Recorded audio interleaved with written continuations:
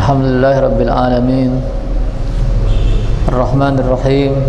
Maliki yaumiddin. Wassalatu wassalamu ala asyrafil anbiya'i wal mursalin wa ala alihi wa sahbihi ajma'in. Amma ba'd. Ya ayyuhalladzina amanu taqullaha haqqa tuqatih wa la tamutunna illa wa antum muslimun. Amma ba'd, fa inna asdaqal hadithi kitabullah wa khairal hadyi hadyi Muhammadin sallallahu alaihi wasallam wa syarral umuri muhdatsatuha wa kullu muhdatsatin bid'ah wa kullu bid'atin dhalalah wa kullu dhalalatin finnar. Hadirin jamaah zuhur rahimakumullah, kita lanjutkan kembali pembahasan Kitabul Ilm karya Syekh Muhammad bin Shalih Al-Utsaimin, masih membicarakan tentang keutamaan ilmu. Beliau mengatakan yang ke-11, annal ilma nurun yastadhi'u bihil abdu faya'rifu kaifa ya'budu rabbahu wa kaifa yu'amilu ibadahu fatakunu masiratuhu fi dzalika ala ilmin wa basirah. Sesungguhnya ilmu itu cahaya yang menerangi seorang hamba yang memilikinya. Orang yang mempunyai ilmu berarti mempunyai cahaya, yang mana cahaya itu membuatnya tahu bagaimana dia beribadah kepada Allah. Dia tahu bagaimana beribadah kepada Allah dan bagaimana bermuamalah dengan sesamanya, dengan manusia yang lain, sehingga hidupnya berada di atas ilmu, di atas kebenaran. Orang yang hidup dengan ilmunya itu membuatnya tahu bagaimana cara beribadah kepada Allah Subhanahu wa ta'ala. Karena ibadah kepada Allah, baik itu sholat, baik itu zakat, baik itu saum maupun haji ataupun ibadah-ibadah yang lainnya, itu perlu ilmu.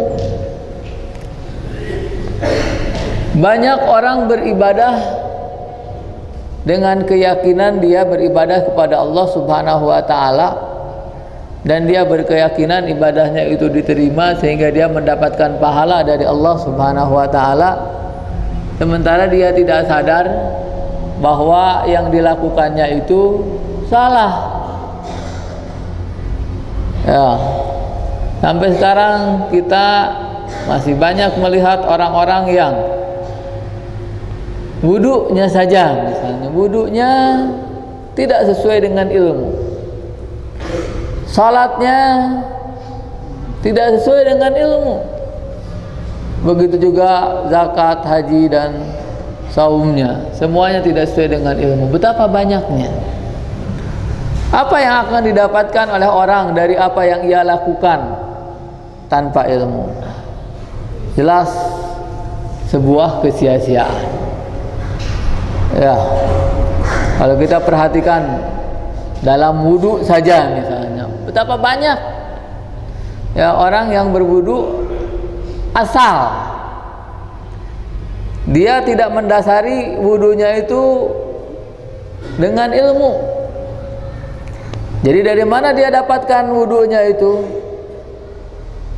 Dari orang yang mengajarinya, atau dari orang-orang yang ia lihat. Jadi ilmunya itu apa yang ia lihat, apa yang ia dengar.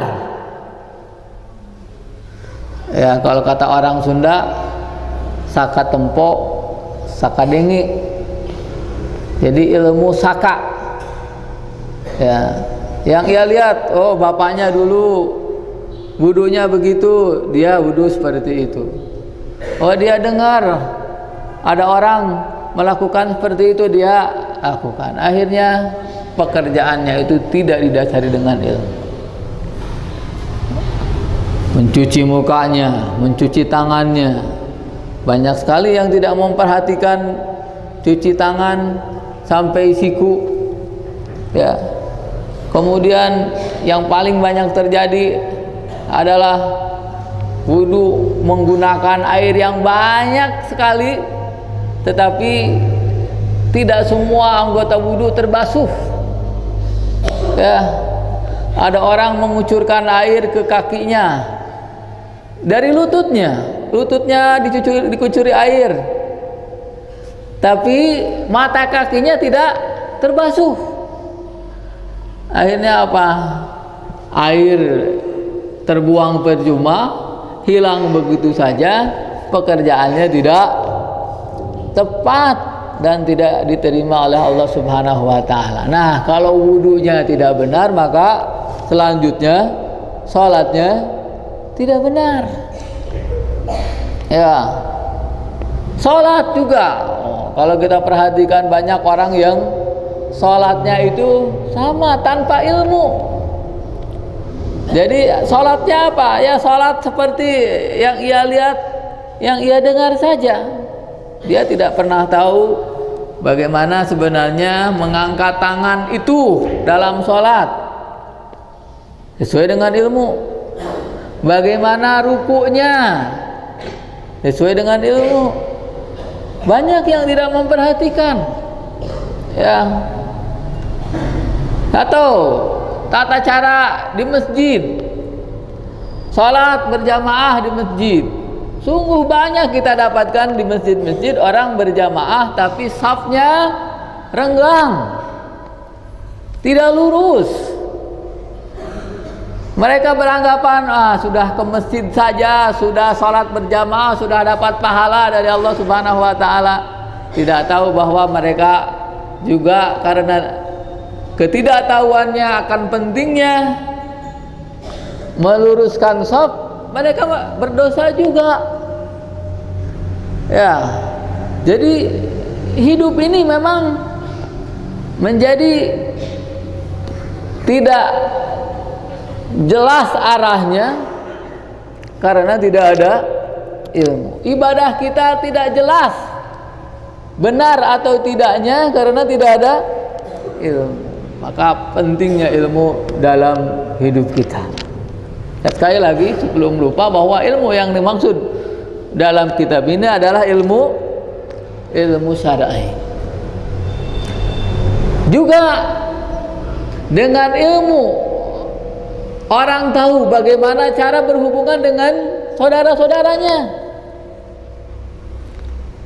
bagaimana berhubungan dengan orang tuanya, bagaimana bermuamalah dengan kakaknya, adiknya, bagaimana bermuamalah dengan tetangganya, dengan teman-temannya, bagaimana bermuamalah sampai dengan orang kafir, bagaimana muamalahnya, bagaimana muamalah dengan binatang.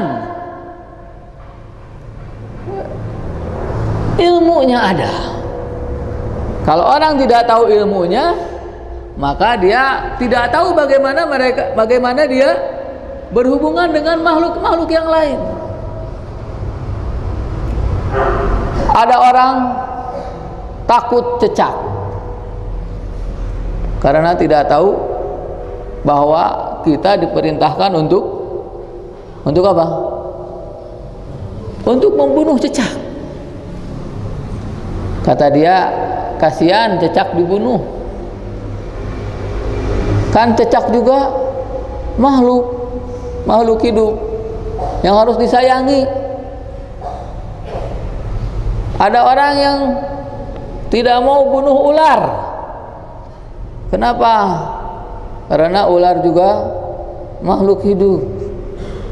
Nah, akhirnya apa yang terjadi? Orang melakukan perbuatan yang justru membahayakan dirinya karena dia tidak tahu ilmunya. Ya. Orang-orang Arab jahiliyah adalah orang-orang yang sangat lekat pada diri mereka, banyak sifat yang baik. Akan tetapi ada sisi-sisi yang tidak mereka ketahui, sehingga mereka disebut jahiliyah. Jahiliyah, apa jahiliyah? Bodoh. Kenapa mereka disebut bodoh? Karena mereka tidak tahu bagaimana beribadah hanya kepada Allah Subhanahu wa taala. Mereka tahu yang menciptakan langit dan bumi siapa? Allah. Mereka tahu yang menciptakan manusia siapa? Allah. Mereka tahu yang memberi rizki, yang menurunkan hujan siapa? Allah. Tapi mereka tidak tahu bagaimana caranya beribadah yang benar, yang dituntut oleh Allah Subhanahu wa taala, yaitu beribadah hanya kepadanya dan tidak menjadikan segala sesuatu tandingan atau perantara. Orang-orang Arab itu beribadah kepada Allah. Mereka beribadah kepada Allah, tapi menjadikan yang lain selain Allah sama dengan Allah, atau menjadikan sesuatu perantara antara mereka dengan Allah. Mereka mengatakan bahwa berhala-berhala yang mereka buat, ada yang dibuat dari apa? Batu, ada yang dibuat dari kayu, ada yang dibuat dari kurma, ada yang dibuat dari tanah. Ya, sampai ada di antara mereka ketika di dalam perjalanan mau nyembah Allah, kemudian tidak ada berhala, tidak ada patung yang mereka bawa. Sementara mereka naik unta, apa yang dilakukan? Mereka tumpuk pasir,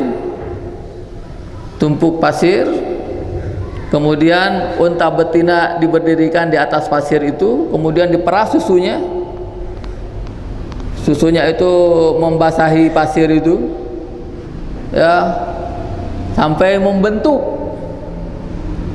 Nah, yang basahnya itu dibentuk begini, yang tidak terairi, air susu itu dikesampingkan sehingga bentuk batu seperti ini. Ya, itu campuran apa? Tanah atau pasir dengan air susu unta, air susu murni, susu unta murni. Kemudian mereka jadikan tanah yang bercampur dengan air susu unta ini sebagai Tuhan atau perantara antara mereka dengan Allah. Ya, betapa bodohnya ya kalau kita pikirkan bagaimana orang membuat sesuatu dari tanah kemudian disembah. Yang buat itu siapa? Mereka sendiri. Mereka sendiri tahu bahwa ini itu tidak punya kekuatan apa-apa. Kalau ditendang hancur, kalau diinjak hancur juga. Ya, dia tidak punya kekuatan apa-apa. Kenapa kok yang seperti itu mau-maunya disembah? Itu karena apa? Tidak punya apa? Tidak punya ilmu. Ya. Kemudian ada satu kisah yang sangat mengharukan. Ya. Suatu ketika Rasulullah Shallallahu Alaihi Wasallam duduk di hadapan para sahabat. Kemudian Rasulullah Shallallahu Alaihi Wasallam melihat ada seorang laki-laki yang mukanya muram, kelam. Kata Rasulullah, "Mali araka mugtamman." Kenapa aku melihatmu begitu muram? Kata orang itu, "Ya Rasulullah, aku ingat sebuah perbuatan yang aku lakukan di masa jahiliyah. Aku sedih mengingat peristiwa itu." Kemudian kata Rasulullah, "Coba ceritakan apa yang kamu lakukan." Kata orang itu, "Ya Rasulullah, dulu ketika istri saya melahirkan dan saya berharap anaknya itu laki-laki, ternyata perempuan. Dan kebiasaan kabilah saya adalah membunuh anak-anak perempuan. Ketika aku akan membunuhnya, dihalangi oleh istriku. Jangan kau bunuh, biarkan dia hidup." Akhirnya dibiarkan dari bayi, kemudian disusui, kemudian disapi, kemudian sudah agak besar, ya, sudah besar, sudah terlihat cantiknya, dan sudah banyak laki-laki yang menginginkannya. Tapi kata orang itu, aku tetap dalam pendirianku ingin membunuhnya. Akhirnya aku rencanakan sebuah rencana. Aku sebelumnya telah menggali sumur, lubang di sebuah tempat. Kemudian setelah itu aku sampaikan kepada istriku bahwa aku ingin mengajak anakku ini jalan-jalan. Istriku pertama kali tidak memberikan, khawatir aku membunuhnya. Kemudian aku betul-betul meyakinkan istriku bahwa aku tidak akan membunuhnya. Akhirnya kata istriku, buat perjanjian bahwa engkau tidak akan membunuhnya. Kata aku, ya, aku tidak akan membunuhnya. Kemudian berjalanlah, dan sebelumnya anakku itu dipakaikan pakaian yang paling bagus, paling indah. Kemudian berjalan sampai di depan sumur itu, aku berhenti. Aku lihat sumur, aku lihat anakku. Terjadi perasaan dalam diriku, rasa sayang sama anak dan dorongan hawa nafsu untuk membunuh anak. Aku lihat lagi anakku, aku lihat lagi sumur. Akhirnya keinginanku untuk membunuhnya lebih kuat. Aku pegang dia, dan ketika aku angkat, anakku itu menjerit dan berkata, "Wahai Bapak, bukankah engkau telah berjanji untuk tidak membunuhku?" Mendengar itu aku lepaskan lagi. Tapi dorongan untuk membunuh bertambah kuat. Aku pegang lagi, menjerit lagi si anak dan mengatakan, "Wahai Bapakku, bukankah engkau berjanji untuk tidak membunuhku?" Aku lepaskan lagi. Ketiga kalinya aku angkat, dan dia mengatakan perkataan yang sama. Aku tidak dengar lagi, dan aku lemparkan dia ke dalam sumur. Dia menjerit, menangis sampai tidak terdengar tangisannya. Aku baru meninggalkannya. Kata dia, sungguh ya Rasulullah, aku sedih mengingat itu. Rasulullah SAW dan para sahabat yang mendengarnya tidak ada yang tidak menangis, semuanya menangis.